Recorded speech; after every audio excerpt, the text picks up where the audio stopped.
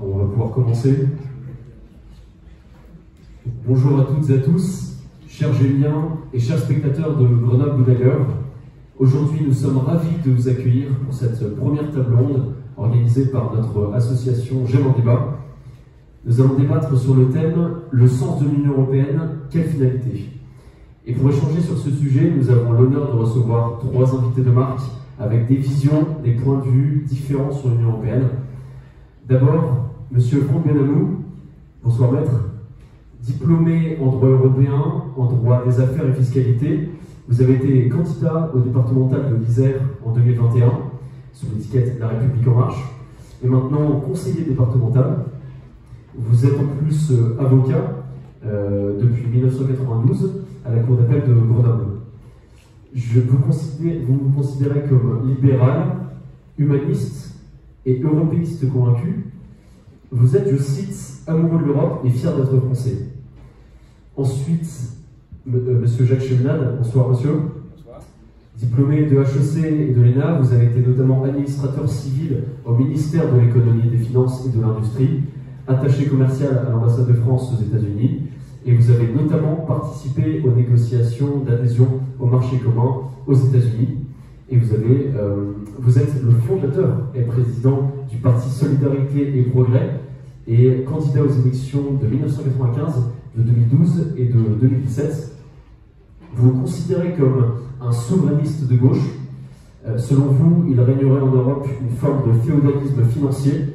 Enfin, vous soutenez le candidat Georges Kuzmanovic du parti République Souveraine à l'élection présidentielle de 2022. Vous souhaitez sortir de l'Union européenne et de l'euro et pour refonder une nouvelle Europe, une Europe des patries et une Europe des projets. Et enfin, monsieur Jean-Frédéric Poisson, qui n'est pas encore arrivé, il arrivera dans quelques minutes. Donc, il a été diplômé en droit avec un doctorat en philosophie. Après un parcours dans le privé comme directeur des ressources humaines, puis chef d'entreprise, il a été conseiller, adjoint, puis maire de Rambouillet, député de la 10e circonscription des Yvelines de 2007 à 2017 et vice-président de la commission des lois à l'Assemblée nationale. Donc il est à présent le président de VIA, la Voix du Peuple, anciennement PCD, Parti chrétien-démocrate. Il s'est présenté également à la primaire de la droite de 2016 et à l'élection présidentielle de 2022, avant de se rallier au parti Reconquête d'Éric Zemmour, qui défend, je cite, une Europe des nations qui respecte la dignité des peuples et des États. Donc il se définit comme un conservateur qui entend défendre la souveraineté de la France et la culture française. Merci Paul. Messieurs, avant d'entrer dans le vif du sujet, nous allons rappeler les principes de ce débat. Nous avons 1h10 d'échange, au cours duquel nous allons aborder trois thèmes: la géopolitique et la défense, ensuite l'économie et la politique monétaire, et pour finir, l'aspect environnemental et énergétique de l'Union européenne. Au cours des 10 dernières minutes, les spectateurs auront la possibilité de vous poser des questions, puis viendra le mot de la fin. Messieurs, vous êtes aguerris à ce genre d'exercice, nous avons beaucoup de questions. Afin que nous puissions les traiter en totalité, je vous demanderai d'être synthétique dans vos réponses.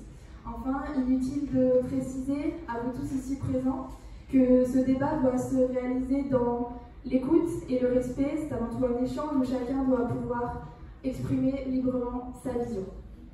Messieurs, je vous propose donc de passer à notre premier thème.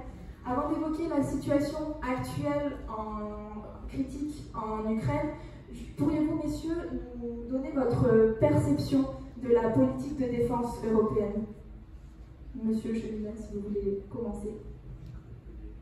C'est allumé, vous pouvez y aller, tout est prêt, c'est allumé. Il marche. Il marche. Je pense que la politique de défense européenne est hélas une chimère aujourd'hui. Pourquoi? Parce que l'Europe et l'OTAN sont une et la même chose, au moment où l'OTAN a étendu ses frontières par-delà ce qu'elle devait être à l'origine et par-delà son intention première qui était de combattre le pacte de Varsovie. Il n'y a pas de pacte de Varsovie, l'OTAN est restée, et l'OTAN est restée comme une opération, je dirais, anglo-américaine qui porte avec elle la France, et la France malheureusement la suit, et le traité de l'Union européenne, dans son article 5, alinéa 21 et 42, montre bien que les pays de l'Union européenne, il y en a 21 sur 27, appartiennent à l'OTAN, et que les autres ont le droit d'être relativement indépendants, mais en fait c'est une fiction. De plus, il y a une série de déclarations qui ont été faites, dont celle de qui est la plus frappante, qui a été faite en 2018, où le président du Conseil européen, le représentant président de la Commission européenne et le secrétaire général de l'OTAN ont dit que pratiquement, j'ai les citations ici, je pourrais vous les donner, mais que l'OTAN et la politique de l'OTAN et l'Union européenne, c'est ça la même chose. Or, comme a dit le général Diamantidis, dans une déclaration extrêmement intéressante du Conseil de défense interarmée, qui est un groupe de militaires qui n'est pas du tout ce dont vous avez entendu parler, et qui dit très clairement qu'il faut arrêter le train fou de l'OTAN. Donc si on n'arrête pas ce train fou de l'OTAN, on n'est pas crédible dans le monde, ni vis-à-vis des Américains, ni vis-à-vis des Russes.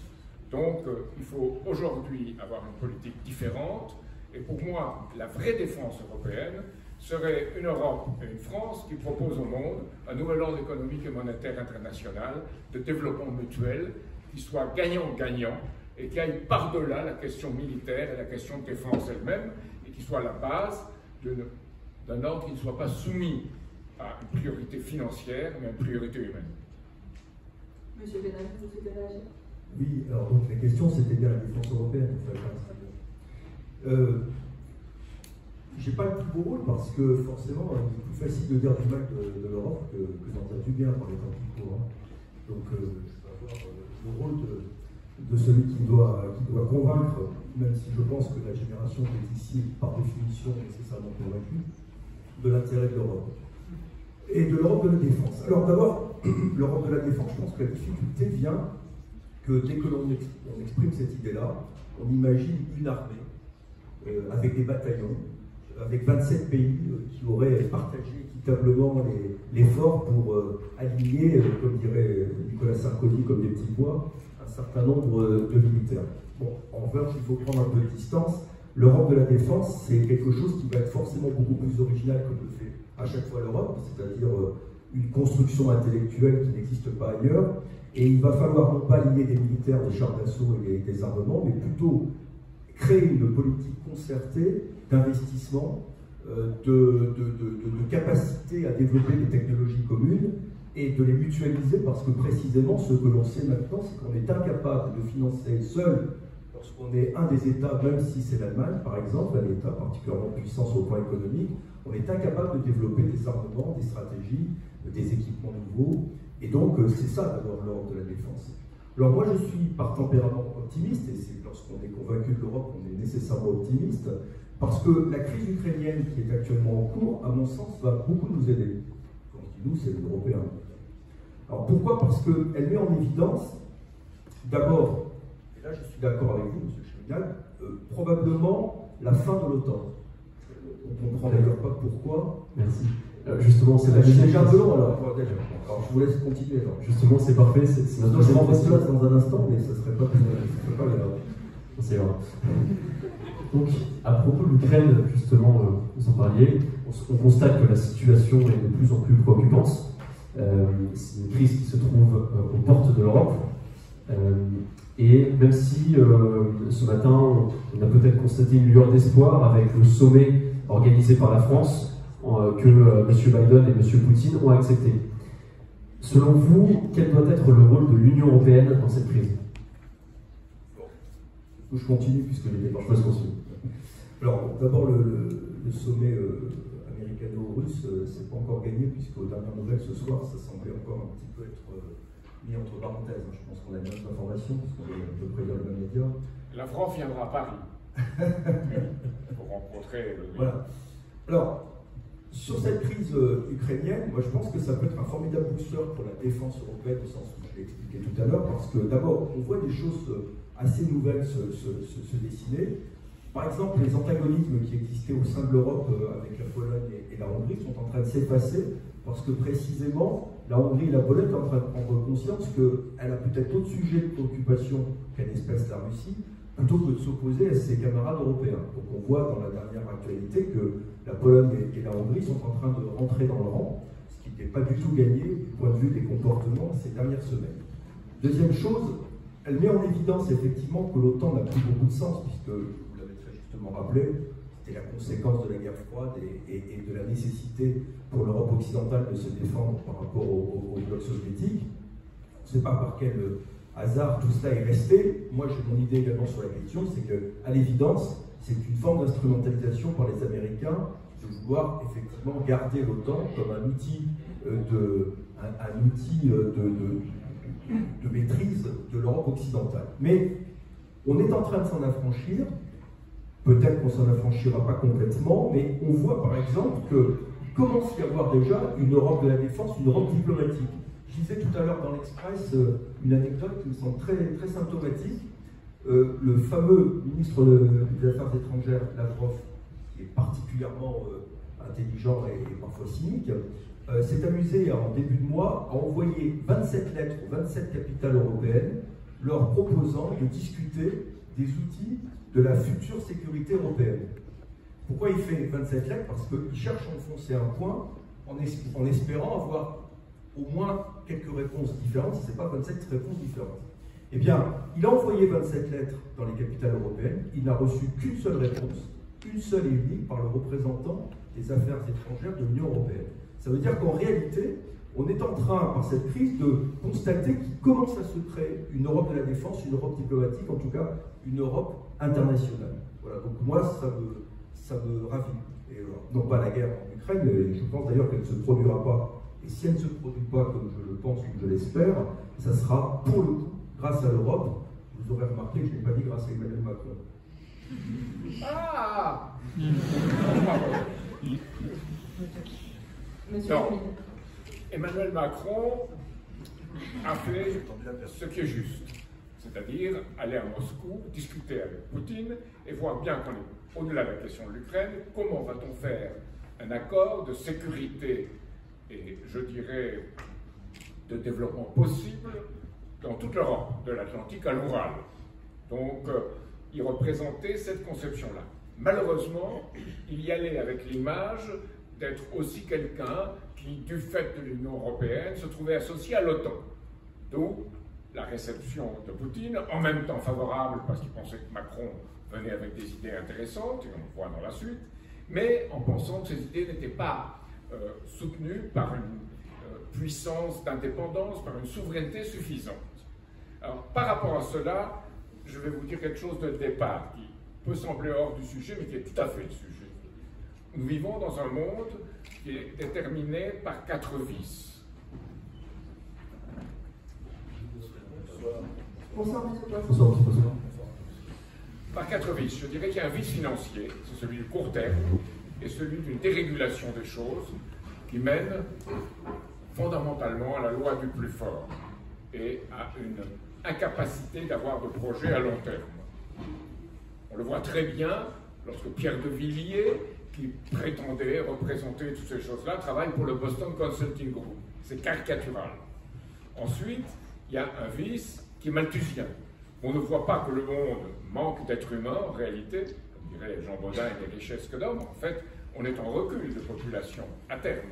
Au contraire, on pense de façon malthusienne que l'homme est peut-être un pollueur, un prédateur, et qu'il faut peut-être penser qu'on est un peu trop sur Terre, il faut modérer la croissance démographique.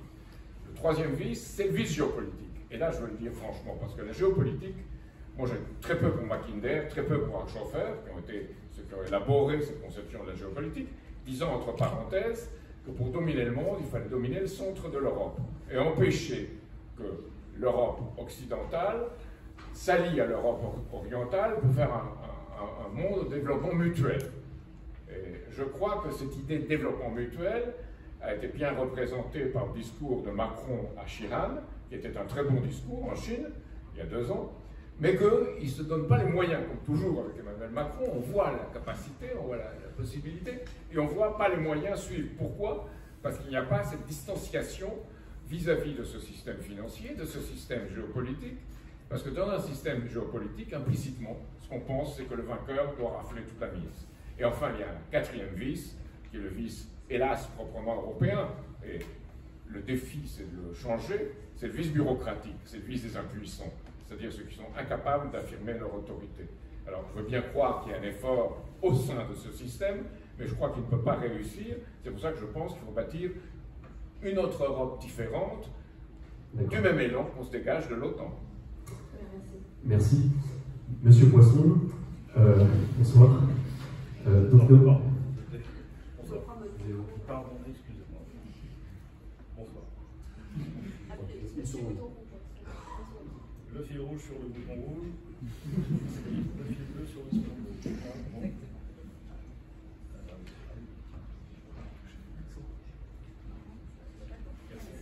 Aujourd'hui, j'ai des problèmes avec les technologies. Ça commence avec les trains, ça poursuit avec l'ascenseur, maintenant c'est le micro. J'espère que ça va s'arrêter là. Bonsoir à tous, pardon ce retard. Donc nous parlions de la situation de crise en Ukraine. Ma question est simple. Quel rôle devrait avoir l'Union européenne dans cette crise? Brièvement. La dernière fois qu'on m'a posé une question comme celle-là, le monsieur a ajouté vous avez 4 heures. Mais évidemment, je ne dispose pas d'un tel temps. L'Europe devrait jouer un rôle moteur dans la résolution de ce type de conflit. Parce que, d'une certaine manière, elle est une forme de point d'équilibre, elle devrait être une forme de point d'équilibre entre deux ou trois très grandes ambitions qui s'affrontent dans le monde d'aujourd'hui. Une ambition très commerciale, très financière qui est portée par la Chine et dans une large mesure aussi par les États-Unis, même si ce ne sont pas au nom des mêmes idéaux, ni avec les mêmes types de vecteurs, ni avec les mêmes types de moyens, ni d'ailleurs au même type d'endroit. Et un autre adversaire farouche qui est celui qui est représenté par, grosso modo, la partie conquérante du monde islamique qui a décidé d'imposer sa civilisation sur une partie du reste du monde. Entre ces deux visions de l'expansion, l'Europe devrait tenir son rôle de gardien d'une certaine vision de la personne humaine, d'une certaine vision de la vie en société, d'une certaine vision de ce que représente la collectivité dans son ensemble, l'organisation sociale, le modèle social. On parle souvent de modèle social à la française, il est assez largement identique dans les autres pays d'Europe. Et malheureusement, dans la mesure où l'Europe a renoncé à tenir ce rôle équilibré entre d'un côté la prospérité économique dont la circulation des biens et des personnes est un outil, un moyen auquel nous sommes maintenant tous habitués, même les plus jeunes ici d'entre nous connaissent parfaitement la facilité de passer des frontières sans contrôle, sans passeport, sans visa, etc. Ce qui n'existait pas quand j'étais dans la situation où vous êtes aujourd'hui, c'était des étudiants il y a quelques années, pas tant que ça, mais quelques années tout de même. Et malheureusement, l'Europe a considéré, avec la critique dans les années 80, puis dans la construction qu'elle a engagée depuis, que la vraie et la seule compétition à laquelle elle était légitime à participer, ou alors qui représentait de l'intérêt pour elle, c'était cette compétition commerciale internationale. Elle a abandonné, d'une certaine manière, un certain nombre d'exigences sur lesquelles, encore une fois, se sont construites un certain nombre se sont construits un certain nombre des avantages les plus importants, les plus significatifs, les plus différenciants de notre modèle. Je prends simplement pour exemple, je vais en prendre deux qui sont sur lesquels vous êtes évidemment amenés à travailler là où vous êtes. Premièrement, la question du code du travail et l'idée qu'on ne peut pas envoyer quelqu'un dans une entreprise avec un contrat de travail sans que les responsabilités soient partagées, sans que la personne qui travaille soit protégée par un certain nombre d'impératifs, de droits, etc., aussi des obligations. Mais cette idée de rééquilibrer la relation entre l'employeur et son salarié est une idée qui est globalement issue de l'histoire sociale, de l'histoire culturelle, pourquoi pas de l'histoire spirituelle et religieuse même, de l'Europe, et ça n'existe dans les autres pays que parce que l'Europe a exporté d'une certaine manière ce modèle, et ça existe de manière atténuée dans la plupart des cas. Ou encore notre modèle de santé, qui répond au même impératif. C'est-à-dire cette idée que si vous êtes malade, même si c'est votre faute, ou alors si, on n'est pas loin de Champs-Rousse ici, donc si vous avez malheur pour vous faire un peu de ski hors piste et que vous vous cassez quelque chose, c'est votre faute, vous n'auriez pas dû, c'est pas prudent, c'était interdit, mais même si vous vous cassez la jambe, la solidarité nationale portera, les soins qu'on vous donnera et jouera en votre faveur. Cette idée-là de solidarité, là aussi, c'est quelque chose qui s'enracine bien avant les textes et leur détermination par la loi, au-delà du droit positif. Eh bien, ça c'est une marque spécifique de ce qu'on pourrait appeler le mode de vie européen dans le monde entier. Et malheureusement, sous l'impulsion de ceux qui pensent que l'Europe n'a pas d'autre rôle à jouer dans le monde que ce que font les Américains et les Chinois par exemple, ou alors de manière plus générale, le seul intérêt d'un continent, c'est de participer de manière la plus active à la compétition économique. Nous sommes en train d'y participer, d'abord assez largement en ne la gagnant pas, pour ne pas dire qu'on y est fragilisé de manière extrêmement visible, extrêmement vive. Et donc, pour ne pas tenir ce rôle sur la scène internationale comme il le faudrait, nous nous sommes rendus sur le plan diplomatique impuissants à faire valoir notre conception des relations entre les hommes et entre les États. Donc pour répondre à votre question, on devrait jouer un rôle beaucoup plus grand si nous avions été fidèles à nos propres idéaux depuis longtemps. Nous y avons manqué et aujourd'hui, malheureusement, nous sommes des nains internationaux. Très bien, merci. Malheureusement. Vous avez tous deux abordé brièvement le sujet de l'OTAN tout à l'heure. Pensez-vous qu'il représente un réel avantage sécuritaire et militaire pour l'Europe et pour quelles raisons? Je commence brièvement, puisqu'on a promis d'être concis. Oui, ça prolonge la conversation qu'on a commencé à avoir tout à l'heure. Je pense qu'on est sur la fin de l'OTAN par la force des choses, même si on ne veut pas se le dire, ou en tout cas certains ne veulent pas se le dire. Alors, pour une raison simple d'abord, c'est que on doit quand même reconnaître, je crois qu'on sera d'accord tous les trois là-dessus, que sur les 10-15 dernières années, les Américains ont été particulièrement absents au moment où ils auraient dû être présents, enfin en tout cas où ils prétendaient qu'ils auraient dû être présents. Moi j'ai le souvenir quand même de la dérobade de Obama en Syrie, nous laissant les Français seuls, alors qu'ils auraient dû en principe participer à l'effort de guerre. C'est finalement les Russes qui ont relevé la question, il faut quand même s'en souvenir.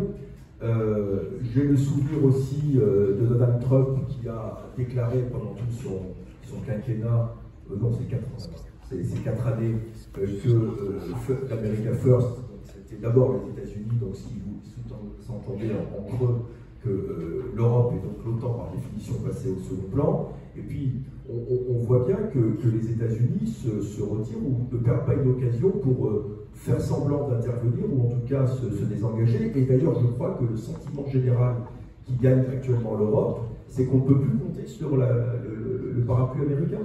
Tout le monde a bien compris qu'en cas de coup dur, il ne serait pas là. On ne sera plus comme en 40, en 44. Donc, de fait, ce qui était avant l'avantage concurrentiel de l'OTAN, qui était de dire on a une sécurité qui est assurée par les Américains, est en train de disparaître. Les Allemands s'en sont rendus compte, je pense de manière maintenant assez évidente. Les Anglais étant partis de l'Europe par le Brexit, et qui étaient finalement les seuls qui pouvaient encore freiner un mouvement de repli de l'OTAN, eh bien, maintenant qu'ils en sont partis, on va voir les coups des plus franches, et on s'aperçoit que ce qui est en train de se mettre en place depuis quelques mois déjà, c'est qu'il y a une prise de conscience que les Américains, et donc l'OTAN, puisque c'est essentiellement eux qui l'animent, n'ont plus beaucoup d'intérêt. Je rajoute à cela que la Turquie, membre de l'OTAN, ne manque pas une occasion de se fournir en armement ailleurs que dans les pays de l'OTAN. On est parfois presque amené à penser que la Turquie est plutôt un pays hors OTAN, voire bientôt ennemi. Donc on voit bien que cette situation a du plomb dans l'aile et que la crise ukrainienne ne fait que précipiter le mouvement, à mon sens, de sortie. D'accord, mais pour ce qui est par exemple des pays baltes ou la Pologne, quand ils ont des avions russes qui survolent leur territoire, et justement avec cette situation de crise en Ukraine, est-ce que selon vous, justement ces pays de l'Est, peut-être qu'ils ont plus envie de rester dans l'OTAN, justement? Est-ce que vous, forcément, les pays européens tendent vers ils veulent quitter l'OTAN? Alors, pour l'instant, ce que j'ai compris, après je laisse la parole, ce que j'ai cru comprendre, c'est que dans un premier réflexe, à la sortie de la guerre froide, les pays qui étaient anciennement dans le bloc soviétique avaient comme premier réflexe de rentrer dans l'OTAN, et on pouvait à l'époque le comprendre, puisque l'OTAN avait encore sa légitimité par rapport à un conflit froid qui venait de s'arrêter. Enfin, 30 ans après, on voit bien qu'il est plus important pour ces pays-là de rentrer dans l'Union européenne lorsque c'est possible et lorsqu'ils sont éligibles, plutôt que de rentrer dans un système de défense qui n'a plus beaucoup d'intérêt. Même si l'Union soviétique reste, pardon, la Russie reste agressive, pour autant, on n'a plus du tout les mêmes rapports conflictuels qui nécessiteraient ce système de défense. Alors, on croit comprendre aussi que la Russie vit très très mal le fait que, alors que le système soviétique s'est effondré, on continue à vouloir absolument intégrer ces pays-là dans l'OTAN. Enfin, je parle par exemple de l'Ukraine, qui est le sujet du moment, puisque ça semble être le point de crispation de Poutine. Donc on doit repenser les choses autrement, et tout à l'heure quand on a abordé le problème le sujet de l'Europe de la défense, eh bien c'est peut-être l'alternative plus douce, plus intelligente, plus subtile, chose que les Américains ont un peu de mal a priori à faire. D'accord. Monsieur Chouinard. Je pense que ça s'est joué en 2008, où on a dit à la Géorgie et à l'Ukraine, vous pouvez rentrer dans l'Union européenne et l'OTAN, joignant les deux. Les Russes ont réagi, et depuis, on voit en Ukraine une extension de ce qui s'est passé à ce moment-là. Mais il faut bien voir ce qu'est l'OTAN et ce qu'elle protège. C'est la fameuse doctrine de la responsabilité de protéger. On a vu ce que ça a fait en Libye, avec M. Sarkozy se mettant en tête d'une coalition qui a déstabilisé complètement la région, sans penser qu'on allait construire la paix. On fait la guerre, mais on ne pense pas qu'on va construire la paix. Ensuite, il y a, disons, le changement de régime. Maïdan, avec la complicité de secteurs droits, de Svoboda, du bataillon d'Azov, de tous ces secteurs néo-nazis, bandéristes en Ukraine. Excusez-moi de vous couper, est-ce que vous pouvez rapprocher le micro? Oui, avec tous ces secteurs bandéristes en Ukraine. Le dirigeant de l'Ukraine d'alors, Yushchenko, a proclamé Bandera héros national. Alors c'était le néo-nazi d'Ukraine. L'Union européenne n'a rien dit. On ne lui a pas fait comprendre qu'il fallait se comporter de façon plus civilisée. Surtout, cette responsabilité de protéger a protégé un système financier et monétaire prédateur et injuste et destructeur qui s'est mis en place progressivement. On le voit, ce qui a été fait en Afghanistan et ce qu'on ne fait pas aujourd'hui. Il y a un peuple qui est en train de mourir de faim et de froid, on ne fait rien parce qu'on dit qu'il y a les méchants talibans qui sont là et on ne pense pas au peuple afghan. Alors, pour tout cela, je vais citer quelque chose qui montre ce que l'Europe n'a pas fait et qu'elle aurait dû faire, et que la France n'a pas fait ce qu'elle aurait dû faire. François Mitterrand, cité par sa femme Danielle, tel que le rapporte dans son livre de ma mémoire. Je n'ai pas fait, lui demander, mais pourquoi tu n'as pas appliqué ton programme? Et François Mitterrand répond, je n'ai pas le pouvoir, la France, comme le reste du monde, est assujettie à une dictature financière qui gère tout. Eh bien moi, je n'accepte pas cela. Et je pense que cette dictature financière est au contraire un mort-vivant qui nous entraîne dans une injustice au niveau international, voire un risque de guerre, et l'Ukraine n'est qu'un élément dans cela, et que c'est un système qui se détruit lui-même. Donc, ou bien on fait une Europe qui se détache de ce système, ou bien l'Europe n'existera plus, soit réduite à la puissance, soit, comme le voudrait le président Biden, et surtout ses collaborateurs des services spéciaux américains, des médias, de tout son entourage qui exerce son influence, prêt à mourir jusqu'au dernier Ukrainien. Je veux juste vous taquiner, juste pour vous taquiner, s'agissant d'une citation rapportée par Daniel Mitterrand, j'exprime les plus vives inquiétudes. Non, parce que on peut avoir des inquiétudes sur n'importe quel homme politique français aujourd'hui. Et la désastreuse campagne électorale présidentielle que nous avons, qui est une des campagnes les plus à côté du sujet principal qu'on puisse imaginer, prouve qu'on peut avoir ces inquiétudes un peu partout. Mais là, ça correspond à la réalité. C'est-à-dire qu'on vous fait croire qu'on a une menace russe, que cette menace russe vise à s'étendre, alors que les États-Unis ont à peu près 700-750 bases dans le monde. La Russie ne les a pas, elle a la Syrie, oui, elle s'est emparée d'une partie de la Syrie, elle a des bases avec la Biélorussie, mais si on pense froidement, pas en termes de sentiments, mais qu'on pense froidement les choses et qu'on voit les rapports de force, on voit cette puissance militaire américaine et anglo-américaine, je dirais, parce que c'est une idéologie britannique qui est l'idéologie géopolitique importée aux États-Unis. On voit cette puissance qui Merci, monsieur. n'a qu'un but, c'est la défense de ce système financier tel qu'il existe depuis, je dirais, et qui s'est aggravé depuis la chute du mur. Merci Monsieur Juvenal. On va passer bientôt au thème suivant. Je me tourne vers vous, Monsieur Poisson. Une dernière question. À travers le projet de défense européenne, qui est un des aboutissements du fédéralisme européen, est-ce que la France, selon vous, a intérêt à rechercher plus d'intégration européenne, ou bien doit-elle affirmer de manière plus gaulienne, entre guillemets, sa puissance au sein d'une Europe des nations? Brièvement, comme vous. Je ne crois pas dans la capacité d'un projet de défense européenne d'aboutir. Je crois dans la capacité des pays européens à coopérer ou à organiser ensemble la production d'un certain nombre d'armements qui soient tous obligés.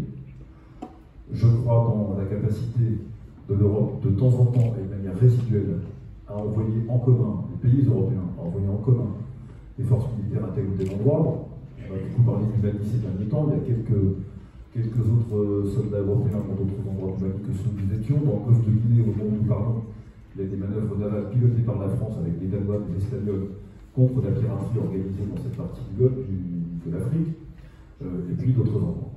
Mais je ne crois absolument pas dans la capacité de l'Europe à se doter d'une défense commune pour deux raisons. La première, c'est que les différents pays européens n'ont pas de leur propre défense la même notion. On ne lui accorde pas la même importance. Selon que vous êtes un pays qui a été maintes fois envahi, qui peut projeter son armée partout dans le monde, à la demande, ce qui est notre cas, ou que vous êtes un pays au contraire qui n'a pas été inquiété depuis des décennies, voire des siècles, vous ne considérez pas la défense avec la même importance. Et surtout, moi je ne peux pas faire grief aux Allemands, aux Italiens, aux Polonais, aux Slovènes, aux Grecs, de ne pas avoir la même vision de leurs intérêts stratégiques que celle que nous avons pour nous. Et donc, vous formatez votre défense en fonction de ce que vous considérez vos intérêts stratégiques. C'est une banalité de dire que, compte tenu du risque historique qui pèse sur l'Allemagne de manière régulière, il est normal que les Allemands aient une armée de blindés et une armée d'avions de chasse, pas de marine aussi peu que pas, parce que l'ennemi pour les Allemands, il vient nécessairement du côté est de la frontière, donc ils s'arment en fonction. Nous sommes présents sur les 5 océans du globe, sur les 5 continents. Nous sommes la deuxième puissance maritime mondiale en superficie en kilomètres carrés de présence. Il est donc normal que nous ayons une armée qui soit capable d'intervenir sur tous ces points et de défendre. Et pour faire quelque chose de commun entre tous ces pays avec tant de visions différentes, je ne crois pas que ça soit possible. Et pour la même raison, je ne pense pas qu'une diplomatie commune européenne soit possible. Sauf en temps de crise grave, mais même en ce moment, c'est très compliqué. Donc je ne crois pas dans ce projet. D'accord, merci beaucoup. Sa réponse, c'est oui, bien sûr, renforcer la défense nationale dans une vision qui s'inspire de celle de l'indépendance souhaitée par Général de Gaulle. Je vous propose maintenant d'aborder le deuxième thème, l'aspect économique et la politique monétaire. Une première question peut-être, Monsieur Benamou. Quel bilan faites-vous de la zone euro? Et selon vous, est-ce que la France a intérêt vraiment à rester dans la zone euro? Je vais répondre assez brièvement parce que c'est un grand classique des questions sur l'euro. Bon, tarte à la crème habituelle, c'est l'euro, c'est la stabilité monétaire. Je crois que personne ne peut en dire ce qu'on veut dire, même si on n'est pas forcément un capitaliste convaincu, on peut reconnaître quand même que la stabilité monétaire est une donnée des 30 dernières années, puisqu'on vient de fêter le 30e anniversaire de l'euro. C'est la capacité de commercer avec une monnaie unique, avec une forme de fluidité que nous n'avions pas avant. C'est la capacité d'avoir une monnaie enfin forte. Et je pense que les pays comme la France, ou l'Italie ou l'Espagne qui n'avaient pas des monnaies fortes peuvent maintenant se réjouir d'avoir cette monnaie forte. Alors moi je ne suis pas totalement naïf, je vois très bien que l'euro a été imposé essentiellement par l'Allemagne et que ça a été une véritable machine à favoriser l'industrie allemande qui existait, qui était déjà une industrie extrêmement bien campée sur ses deux jambes, et qu'à l'inverse, les pays qui n'étaient pas suffisamment industrialisés ou suffisamment préparés ont beaucoup souffert de l'euro. Mais c'est un petit peu comme les examens à Gênes ou à l'université. C'est probablement parce que l'objectif est ambitieux qu'on est obligé de se mettre au niveau. Je ne suis pas certain que sans l'euro, des pays comme l'Espagne, l'Italie, même la Grèce qui a passé de très mauvais moments, je crois que Chaminade va forcément rebondir sur la question en 2010. Finalement, le moment où on est maintenant et on voit où ils en sont arrivés, c'est probablement aussi grâce à l'exigence des contraintes de l'euro. Alors on peut trouver ça dur, on peut trouver ça presque un peu sauvage, mais au final, le résultat est là. Bon. Donc moi, je pense qu'effectivement, l'euro a été une très belle création. Je n'oublie pas que c'est une création intellectuelle absolument invraisemblable. Enfin, il faut quand même revivre les choses rétrospectivement. Ce sont des pays qui ont décidé, comme ça, quand je dis comme ça, pas aussi facilement, mais enfin, qui ont décidé, simplement sur la volonté politique, de créer une monnaie et de s'affranchir du principal symbole qui était leur monnaie. Quand on pense à l'Allemagne, on imagine le parcours intellectuel qu'il a fallu parcourir pour la France. Et cette volonté politique de créer un instrument de toute pièce, eh bien, ça également est un marqueur identitaire pour l'Europe. Et je pense que maintenant, l'Europe, c'est effectivement l'euro. Est-ce qu'il faut en sortir? Je terminerai juste avec ça. Alors, la réponse est bien sûr non, mais j'observe quand même que, peu à peu, tous les pays, y compris ceux qui étaient les plus récalcitrants, n'imaginent plus une seule seconde sortir de la zone euro. Et j'ai cru comprendre aussi que même parmi les partis politiques français, à l'exception, je crois, de M. Chaminade, eh bien, on n'est plus du tout favorable à la sortie de l'euro. Marine Le Pen a fait sa mue. Je ne sais pas, je m'adresse à M. Poisson, je ne sais pas si M. Zemmour a fait sa mue sur l'euro, j'avoue ne pas connaître sa position sur la question. Mais enfin, on s'aperçoit que la politique française et les pays européens n'imaginent pas une seule seconde sortir de l'euro. D'accord, merci. Monsieur Chaminade. Alors, je me suis, dès 1986, j'ai tiré en lanceur d'alarme, j'ai sonné le péril de la libre circulation dans l'acte unique, de la libre circulation des biens, des services, des personnes, des êtres humains et des capitaux. Et que ça serait les capitaux qui pourraient circuler librement, bien plus facilement. J'ai eu une discussion sur ce sujet à l'époque avec Michel Rocard, quand ensuite Delors a repris ça. Et Rocard m'a expliqué que c'était passé par-dessus sa tête, que lui ne voulait pas commencer par ça, et que c'est en portant leur influence sur Bérégovoy qu'on a fait passer ce début et cette suite à l'acte unique. L'acte unique ayant été la matrice. Ensuite, il y a eu l'euro. Alors, l'euro, c'était intéressant du point de vue de Delors et des plans Delors. C'était lié à des projets concrets, à une économie physique, à une économie productive. Ça n'a pas été le cas. Ça n'a pas été le cas parce qu'on voit l'échec ou l'absence de base en ce qui concerne l'énergie, par exemple. Pour moi, c'est un sujet essentiel. Voilà qu'aujourd'hui, la France et l'Allemagne sont opposées, qu'il n'y a pas de vision commune, et qu'on a une vision financière à la fois du nucléaire, une vision financière du gaz pour l'Allemagne. Et je voudrais corriger sur ce point ceux qui disent que l'Allemagne craint l'Est, demander à M. Gerhard Schröder s'il le craint ou pas. Il va accéder au conseil d'administration de Gazprom. Donc, Nord Stream 2, c'est très important, c'est une question de souveraineté pour l'Allemagne, et le nucléaire, c'est encore plus une question de souveraineté pour nous.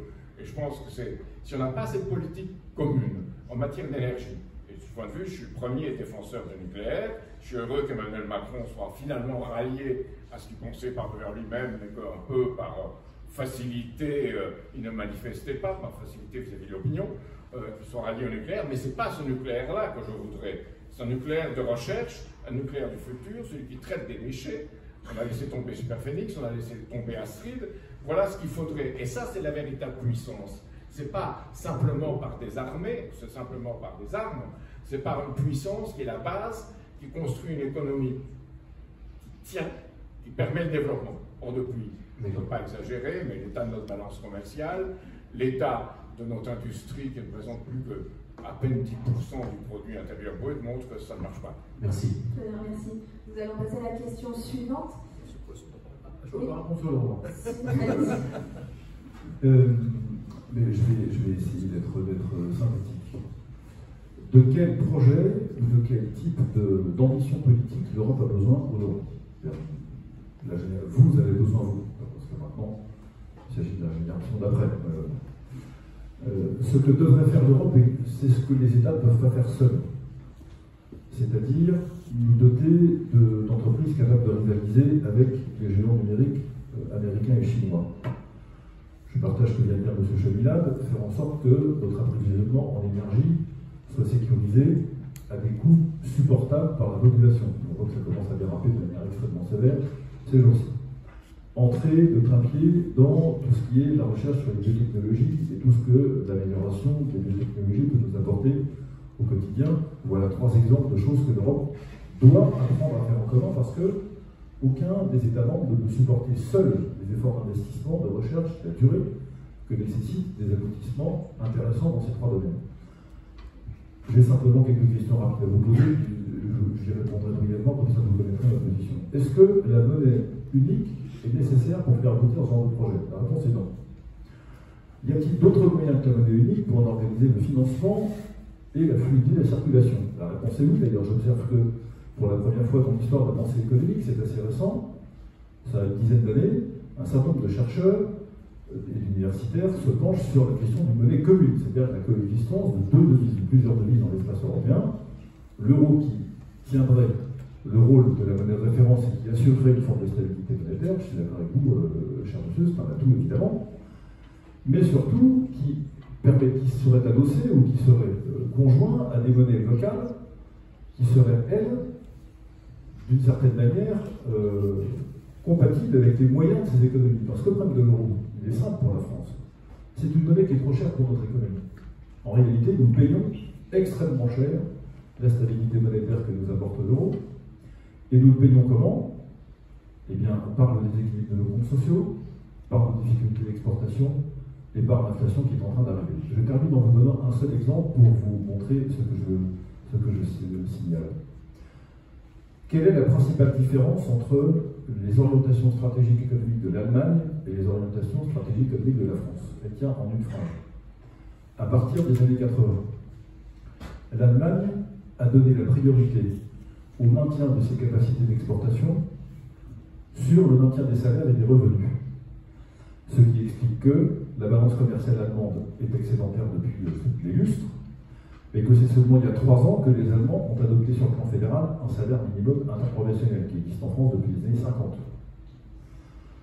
J'ai rencontré il y a quelques années, j'étais en mission pour le Parlement, le directeur général de la Fédération des syndicats allemands, qui, c'était une dizaine d'années, qui faisait tourner dans toute l'Allemagne un Smirnoff, un 38 tonnes, et sur la remorque, il était marqué « Non aux travailleurs pauvres, nous voulons un salaire minimum ». À l'époque, la revendication des syndicats allemands, c'était un salaire minimum à 750 € par mois. En France, il est à 1250 €. C'est pour vous dire si ce sont les salariés allemands qui ont payé le maintien des capacités d'exportation de l'Allemagne, et pour cela, l'Allemagne avait besoin d'une monnaie forte pour maintenir sa capacité de production et assurer à ses clients une stabilité qui les empêche d'être confrontés à des hausses et des baisses de prix en dents de scie. Nous avons en France fait l'inverse. Nous avons dit, nous, ce qui est intéressant pour nous, ce sont des salaires minimums, c'est le maintien des revenus des personnes sans emploi, c'est l'organisation des minima sociaux d'une manière qui permette aux gens de vivre même quand ils n'ont pas d'activité salariée ou de travail. Et ça s'est fait au détriment de quoi? De notre capacité d'exportation, parce que pour le coup, ça a tellement affaibli notre équilibre économique, nos équilibres économiques, que le fait d'acheter de l'argent, le fait de se procurer de quoi produire est devenu, d'une certaine manière, au-dessus de nos moyens. Ce qui explique le déficit de notre budget d'État depuis si longtemps. Il y a des questions de gestion de choix politiques, bien sûr, mais ces 2 trajectoires, je vous les donne à comparer, parce qu'on compare souvent la France et l'Allemagne en disant que ce sont des pays qui sont identiques. Pas du tout, ça n'a rien à voir pour cette raison.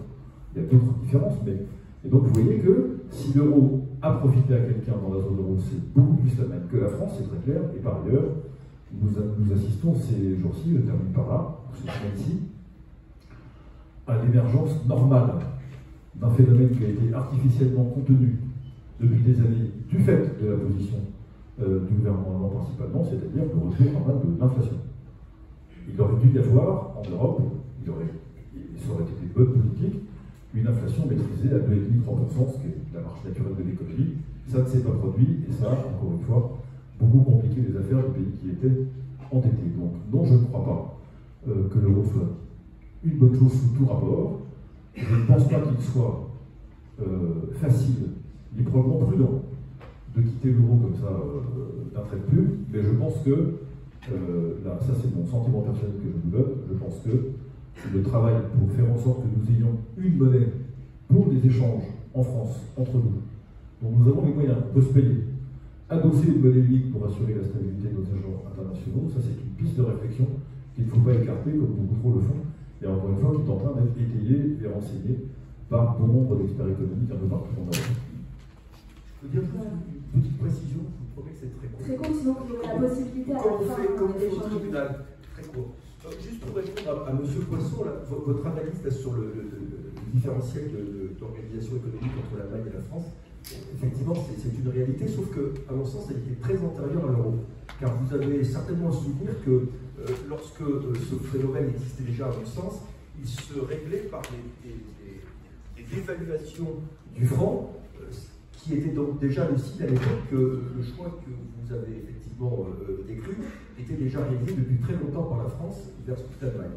Secondement, sur l'inflation que l'on voit arriver maintenant, moi, je crois que c'est une inflation qui est purement conjoncturelle et probablement pas structurelle. Donc, on va devoir vérifier dans l'année 2022 si cette inflation se confirme et se pérennise. Voilà, c'est tout.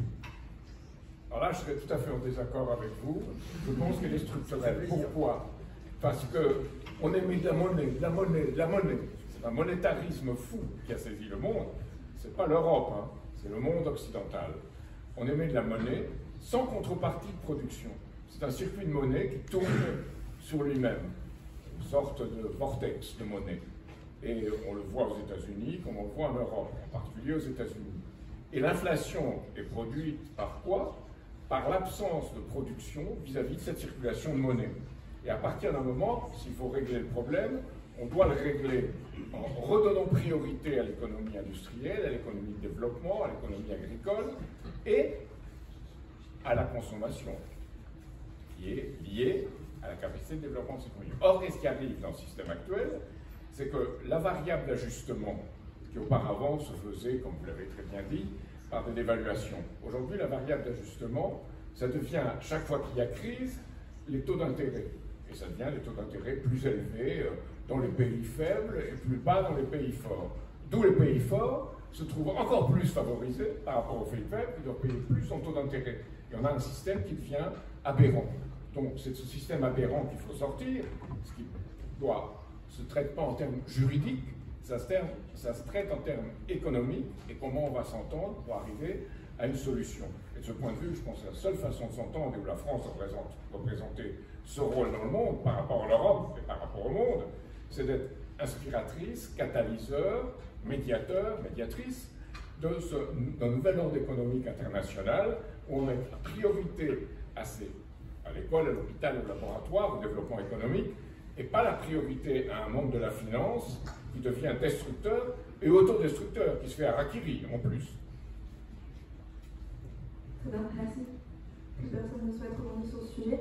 Nous allons donc passer à la question suivante et à la dernière question de notre partie économique. Selon vous, la France étant la deuxième contributrice au budget européen, quels sont les bénéfices économiques, bien entendu, apportés par l'Union européenne en réponse à un tel investissement? Et sont-ils suffisants? Peut-être M. Poisson, si vous souhaitez rebondir. Alors, c'est la deuxième contributrice au budget européen, c'est vrai, et nous sommes contributeurs nets. C'est-à-dire que nous donnons davantage d'argent au budget de l'Union européenne que ce que nous récupérons sous forme de subventions diverses et variées. Donc, est-ce qu'on en récupère assez? Dans la mesure où notre balance, si j'ose dire, européenne déficitaire, la réponse est non. Mais ce n'est pas tant en termes de montant. C'est-à-dire que ça ne me dérangerait pas de constater que nous sommes des contributeurs nets et importants, puisqu'on parle d'une dizaine de milliards de millions. Si jamais je voyais se développer en Europe les projets que j'évoquais tout à l'heure, par exemple, ou bien le soutien à des choses qui visent à renforcer notre capacité de production industrielle sur le continent, et pas simplement l'espèce de folie de service qui nous emmène dans la situation à peu près où nous sommes.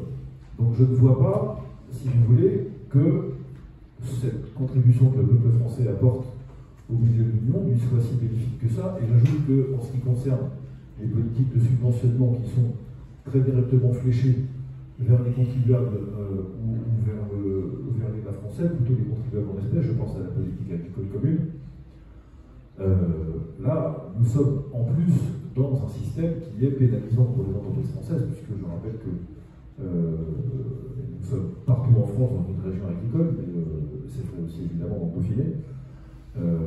Les exploitations agricoles sont d'abord des entreprises. Leur première mission, c'est de nourrir les Français et de le faire si possible de manière rentable, parce que sinon ils s'arrêtent.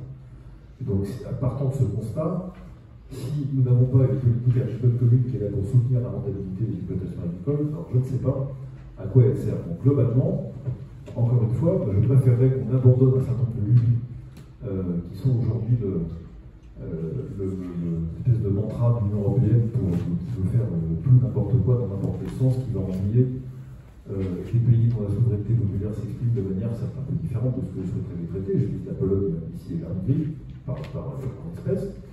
Et il faudrait mieux de se concentrer encore une fois sur des choses concrètes qui intéressent directement nos concitoyens. Ça n'est pas le cas pour l'instant, je le crains. Très bien, merci. Est-ce qu'un de vous deux souhaite intervenir sur ce sujet-là? Oui, juste très rapidement, en fait, prenez-le bien, mais je n'accepterai même pas la question, à vrai dire, parce que précisément quand on rentre dans un système de 27 États désormais, il faut s'attendre à ce que certains contribuent plus que d'autres. C'est mécanique et mathématique, puisque c'est un système de vase communicant. Donc si on n'est pas prêt à jouer le jeu de contribuer plus effectivement que d'autres pays, à supposer d'ailleurs que dans certains compartiments, on ne soit pas en revanche bénéficiaire. Bon, la PAC par exemple, on est clairement bénéficiaire par rapport à ce que l'on contribue globalement. Eh bien, on ne doit pas rentrer dans le système, et pas dans le système européen. Probablement qu'il y a des États qui contribuent plus que d'autres, effectivement. Mais ce qui compte, c'est la finalité dernière, celle qui tend à attirer l'ensemble du système vers le haut. Moi, comme je suis absolument convaincu que ce système européen tire l'ensemble vers le haut, eh bien, je pense qu'il n'est pas mauvais, effectivement, qu'on puisse contribuer plus que les autres. Très bien, merci. Vous ne souhaitez pas rebondir brièvement? Oui, en un mot, quand on voit le Next Generation European Union, je ne sais pas si vous voulez en parler maintenant. Next Generation European Union, je ne sais pas si vous voulez en parler maintenant. Peut-être que vous pourrez l'aborder lors de l'échange avec les étudiants, des 10 minutes de questions à la fin, peut-être, pour que nous puissions... Parce que ça semble très intéressant, les fameux 750 milliards, 806,9 milliards en réalité, mais tout ça est biaisé par une orientation du fonds de l'euro vers la lutte contre le changement climatique, 30%, et contre tout ce système d'une fausse écologie. Et ça, je pense que c'est très dangereux, c'est pas l'Europe, hein. C'est une fausse écologie. Le thème de l'écologie est notre prochain thème que nous allons aborder, vous allez pouvoir l'aborder bien entendu. Là, c'est une fausse écologie. Ah voilà, vous faites office de transition, parce que nous allions parler de l'écologie, puisque vous êtes ici à Grenoble, capitale verte européenne en 2022, face à un public d'étudiants pour qui l'écologie est un sujet primordial. De plus, l'écologie occupe une place croissante au sein de l'Union européenne. Nous voulions savoir si, selon vous, les restrictions, ou du moins les mesures du plan environnemental européen sont-elles suffisantes ou si elles devraient être plus renforcées. Vous voulez donc poursuivre, M. Cheminade? Oui, je dirais qu'elles font partie d'une fausse conception de l'écologie. L'écologie, c'est l'homme capable de transformer, d'améliorer son environnement et de mesurer ses responsabilités en le faisant, et pouvoir payer pour ses responsabilités. Or, aujourd'hui, l'écologie suppose un homme pollueur, prédateur, qui par définition est dangereux pour la nature et pour lui-même. Je suis tout à fait opposé à cette conception-là. L'écologie doit être une écologie humaine, une écologie qui parie sur le développement de l'homme et sa responsabilité. Donc je pense que cette conception en Europe n'est pas cette conception-là d'écologie et qu'il y a des gens qui spéculent sur un capitalisme financier écologiste comme Marc Carnet ou comme Michael Brunberg et qui ont imposé cette conception, y compris à l'Europe, et qui n'est pas une conception qui permettra de créer, je dirais, de la plus-value, de la croissance, de l'amélioration pour l'être humain, mais qui sera un nouveau moyen de faire beaucoup d'argent par des investissements qui seront peu lourds physiquement. Et ça, c'est une escroquerie, je pense, par rapport à la réalité qui devait être une véritable écologie humaine et que l'Europe devrait définir et qu'elle ne définit pas. Très bien, merci. Monsieur Poisson, Monsieur Benamou, souhaitez-vous intervenir? L'écologie, c'est... L'écologie en Europe, c'est le sujet dernier, puisqu'en fait, c'est celui qui est en train de surgir, parce que historiquement, ce n'était pas vraiment la préoccupation de l'Europe. Donc maintenant, on voit que ça devient un des sujets. Bon, c'est peut-être trop tôt pour avoir une idée sur l'intérêt de l'Europe par rapport à la transition écologique. Moi, je vois deux, trois sujets quand même qui sont déjà intéressants. Les derniers plans qui ont été décidés au niveau de la Commission européenne, c'est 8 milliards d'investissements pour assurer la transition entre 2022 et 2027. Je ne suis pas certain que les États pris séparément aient pu faire une telle levée de fonds pour assurer cette transition écologique. Deuxièmement, il faut au moins raisonner au niveau d'un continent. Alors, probablement que ça ne réglera pas le problème de la planète, mais enfin, déjà, si les actions sont concertées au niveau des 27 pays, c'est-à-dire au niveau d'un continent entier, ça devient beaucoup plus pertinent, puisqu'on sait que les gaz d'échappement et les rejets ne s'arrêtent pas aux frontières. Et troisièmement, sur la politique de relance nucléaire, on voit que finalement, avec l'aiguillon des pays plutôt favorables à l'énergie nucléaire, dont la France et quelques autres qui sont désormais 16 sur les 27, eh bien, les Allemands sont en train tardivement, bêtement, de prendre conscience que les choix qu'ils ont faits il y a une dizaine d'années n'étaient pas pertinents. Donc, tout ça, c'est aussi l'intérêt de l'Europe, c'est de bouger les esprits, de tourner les ménages, et puis accessoirement de lever des financements qui n'était pas possible au niveau des États de manière solitaire. Voilà. Merci, Monsieur Poisson. Que vous soyez préoccupé par les questions écologiques, la qualité de l'air que vous respirez dans quelques temps, la qualité de la nourriture qu'on vous propose de manger tous les jours, les paysages que vous avez sous les yeux, que vous viendrez là-dedans, ça me paraît normal. Et je comprends même qu'un certain nombre d'entre vous, en voyant l'évolution de certaines parties du monde, s'interrogent, voire soient inquiets.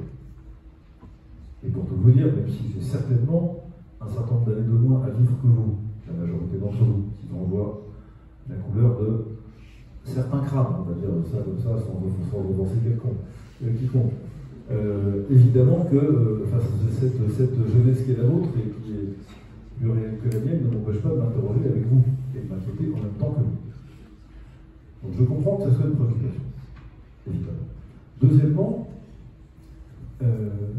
sans doute que les grands ensembles continentaux comme l'Europe ont quelque chose à partager et à dire. J'ai évoqué tout à l'heure sur la question des biotechnologies par exemple, mais pourquoi pas inscrire des questions de transition énergétique. J'ai parlé d'énergie aussi sur les projets continentaux tout à l'heure. Pourquoi pas en faire des thématiques qui soient partagées, communes. Moi je suis pour la coopération entre les pays, entre les États. Je ne suis pas pour les grands trucs institutionnels dont je m'interroge sur l'utilité, qui, en fait, je pense, à part contraindre des gens, c'est pas grand-chose. Je crois à la coopération des industriels, des États, des entreprises. Je crois à ça. Les choses qui marchent le mieux en Europe, qu'est-ce que c'est? C'est Airbus, Ariane Espace et Erasmus. La Commission n'a rien à voir dans tout ça. C'est vraiment pour ça que ça marche très bien et que, comment dire, tout le monde s'en porte mieux. Et regardez bien sur la question du climat. Et parlons de la transition énergétique de manière concrète. Dans le volet, je ne vais pas regarder en détail parce que très franchement, je ne vais pas étudier ce sujet de manière précise, mais je peux imaginer assez facilement qu'il y aura une volonté dans les 8 milliards qui s'apprennent à être investis par l'Union, une volonté de développement des énergies renouvelables et donc des questions d'énergie solaire.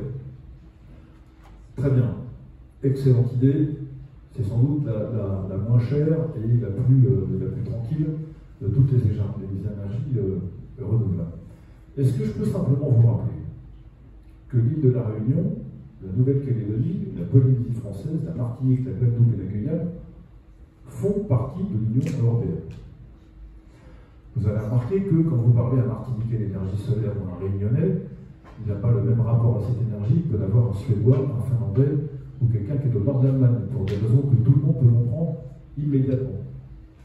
Et donc, je suis d'accord pour que l'Union détermine des programmes de transition énergétique de manière coopérative, parfait, mais je crains beaucoup que là encore, comme c'est le cas dans l'immense majorité des cas, ces décisions soient centralisées, qu'elles soient faites à la toise, et que les pays, et en particulier nous, parce que il ne nous a pas échappé là non plus, nous sommes, depuis que l'Angleterre est sortie, en tout cas oui, je pense pouvoir dire que nous sommes le seul pays d'Europe à avoir des possessions territoriales extra-européennes, peut-être un peu l'Espagne, en Afrique, et il doit rester un bout pour le Portugal aussi, à part ça, personne. Donc nous avons, nous, dans cet ensemble, une spécificité que les autres pays n'ont pas. Et je prends cet exemple-là pour vous dire que si on est dans une logique coopérative, au sein de laquelle chacun peut faire valoir ses spécificités, ses différences, ses propres centres d'intérêt, et puis qu'on concerte, on discute, on négocie, très bien. Pourquoi pas?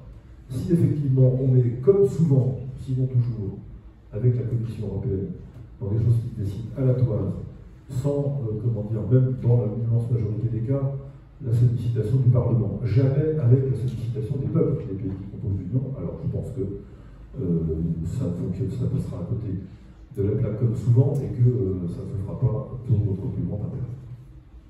D'accord, merci. Donc vous avez abordé le sujet de la transition énergétique. Pensez-vous qu'une politique énergétique commune soit possible au sein de l'Union européenne, ou au contraire que les intérêts des États sont trop divergents dans ce projet impossible? Monsieur Benamou. Je crois qu'on a commencé déjà à les répondre, et je rebondis sur ce que disait M. Poisson.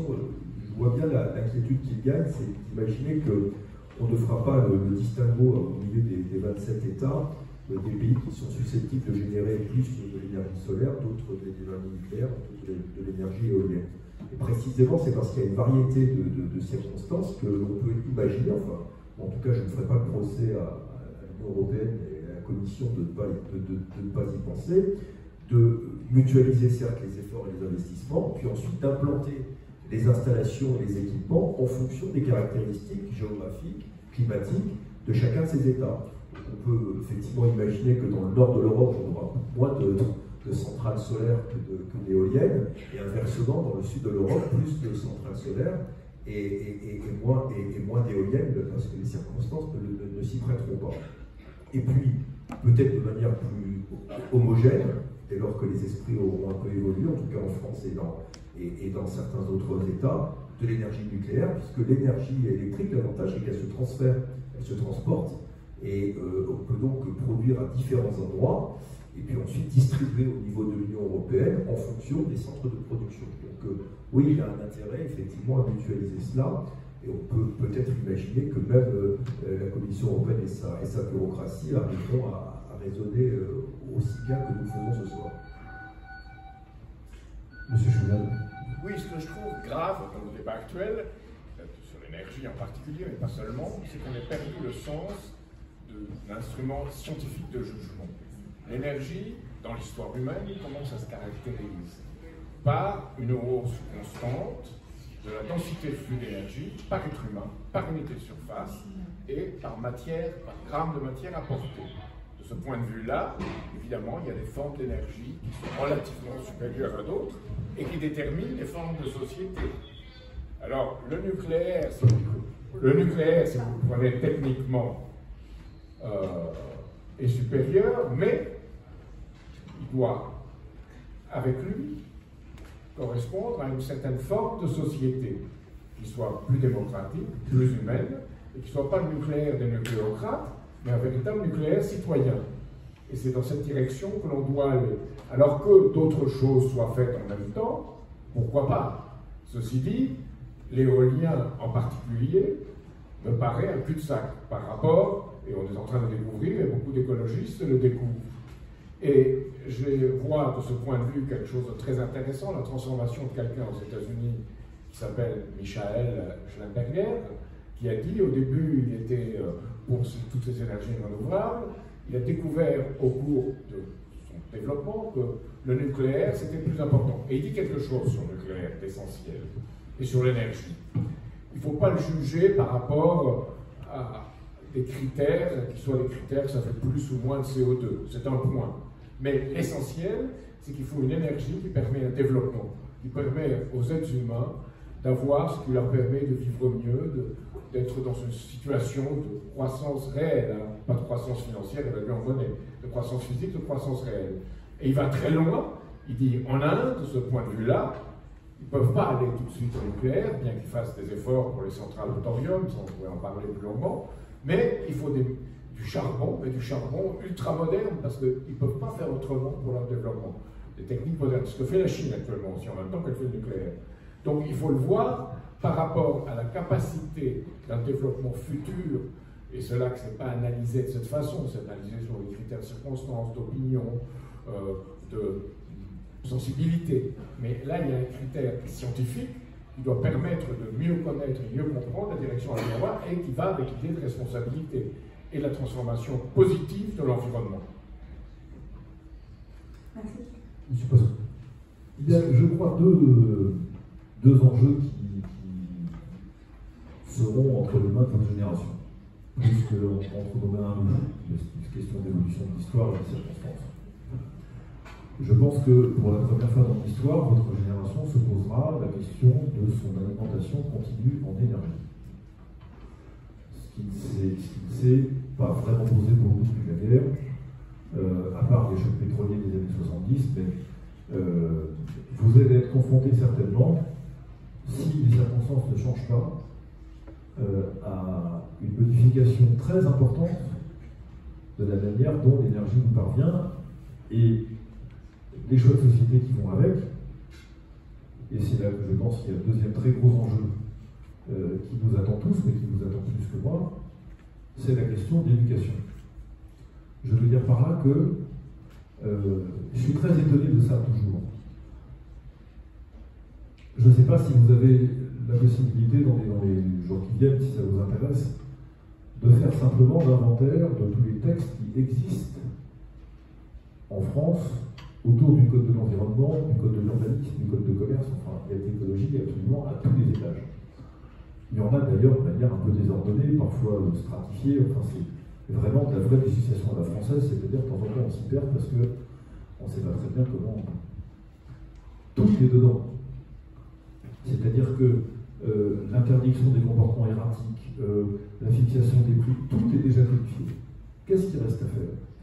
Il reste à faire ce que petit à petit on essaye de faire dans les écoles, mais ça prend beaucoup de temps, et puis est-ce qu'il faut y passer tant de temps que ça dans les écoles? On essaie de dire aux Français, et à tous d'ailleurs, même au-delà des écoles, faites attention à la manière dont vous consommez l'énergie, attention au gaspillage, attention à une véritable répartition des ressources, etc. C'est tous ces messages-là qu'on est en train de propager, et c'est très bien.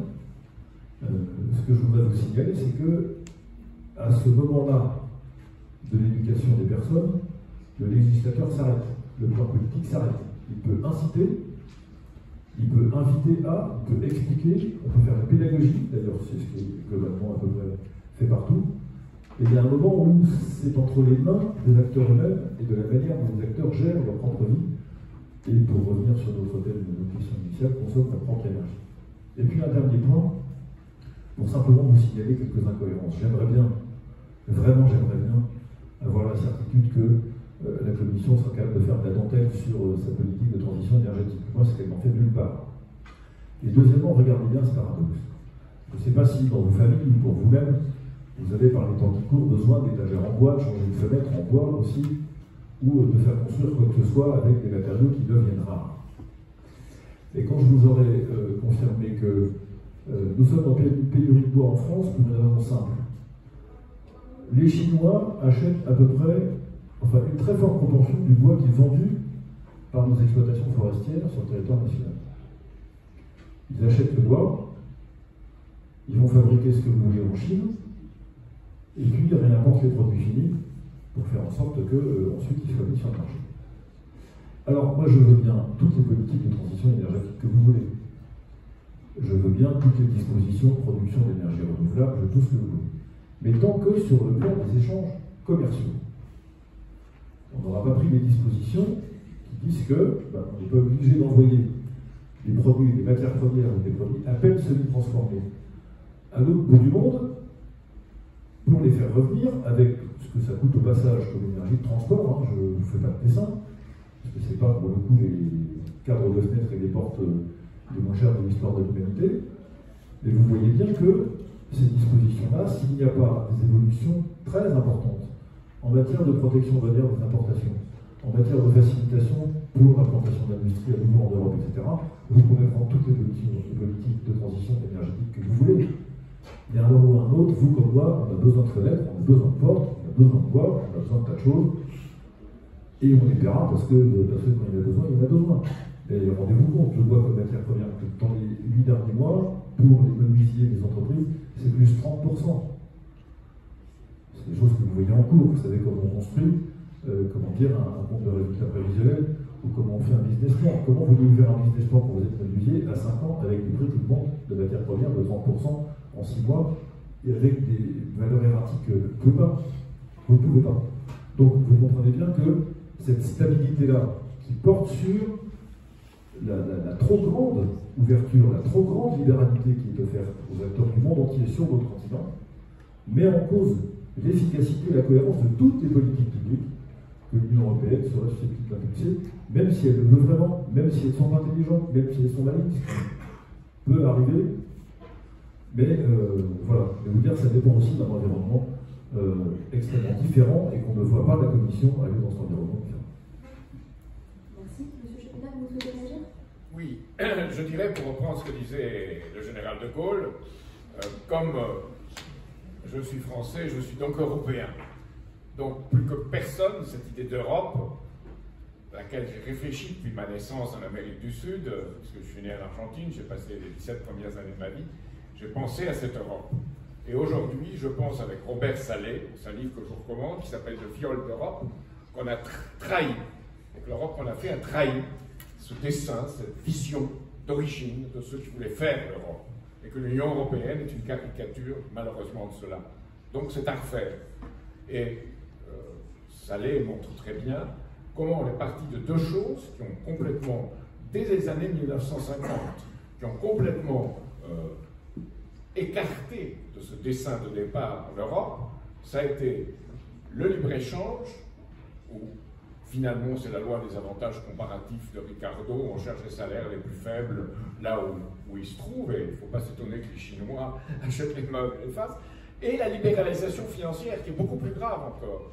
Et cette libéralisation financière, on l'a vu se développer en France à partir des années 80, 1980, 1990, avec ces banques universelles qui se sont créées, qui ont été les instruments même d'une spéculation effrénée.